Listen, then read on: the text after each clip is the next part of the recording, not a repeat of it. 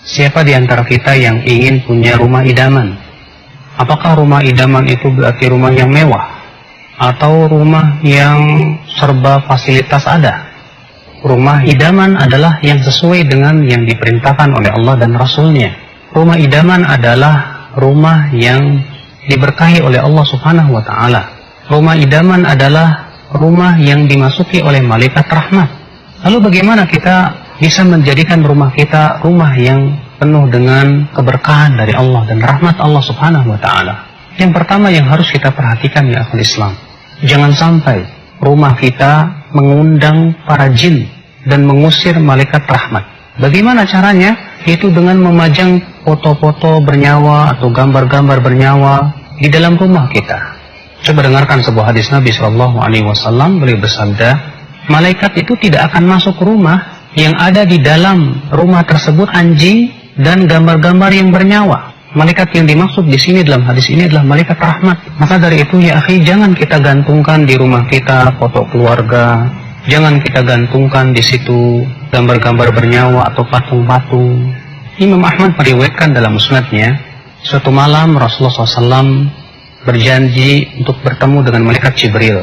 Malam itu Rasulullah menunggu, ternyata tak kunjung datang malaikat Jibril. Di pagi harinya Rasulullah keluar rumah, ternyata Rasulullah bertemu dengan malaikat Jibril. Lalu malaikat Jibril berkata, wahai Muhammad, sebetulnya tadi malam saya datang, namun tidak ada yang mencegah saya untuk masuk ke rumahmu, kecuali karena di depan rumahmu ada patung, dan di dalam rumahmu ada anjing. Perintahkan patung itu untuk dicabut kepalanya, dan perintahkan anjing itu untuk dikeluarkan dari rumahmu. Maka yang kedua adalah, coba perhatikan ruangan-ruangan rumah kita. Dalam hadis yang disahihkan oleh Syekh Al-Albani rahimahullah, Rasulullah mengabarkan bahwa rumah itu untuk 3. Yang pertama untuk tamunya, yang kedua untuk ruangan pemilik rumah, kamar tidurnya, yang ketiga adalah untuk dapurnya, dan yang keempat kata Rasulullah untuk syaitan. Artinya, kalau ada ruangan kamar kita tak terpakai di rumah itu berarti untuk syaitan, kata Rasulullah. Kemudian ya akhul Islam, kita berusaha untuk mengisi rumah kita dengan zikir kepada Allah, dengan sholat, dengan baca Al-Quran. Al-Imam At-Tirmidzi meriwayatkan bahwa Rasulullah SAW, jangan kalian jadikan rumah kalian seperti kuburan. Maksudnya apa kata para ulama? Karena kuburan bukan tempat sholat, kuburan bukan tempat baca Quran. Maka rumah yang tidak ditegakkan padanya sholat, tidak dibacakan padanya Al-Quran, berarti rumah itu seperti kuburan. Kemudian setelah itu, rumah itu diisi oleh penghuni-penghuni yang bertakwa kepada Allah.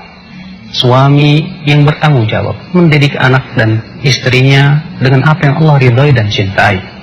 Istri yang begitu taat kepada suaminya, yang senantiasa mentaati suaminya dalam keridhaan Allah Subhanahu wa Ta'ala. Anak-anak yang senantiasa berbakti kepada orang tuanya. Subhanallah, sebuah rumah yang sangat kita idamkan tentunya. Bukan rumah yang mewah tapi kosong daripada zikir kepada Allah, akan tetapi adalah rumah yang banyak padanya zikir kepada Allah, sehingga akhirnya rumah itu memberikan ketentraman dalam hati, menjadi sebuah rumah bagi kita, surga kita di dunia.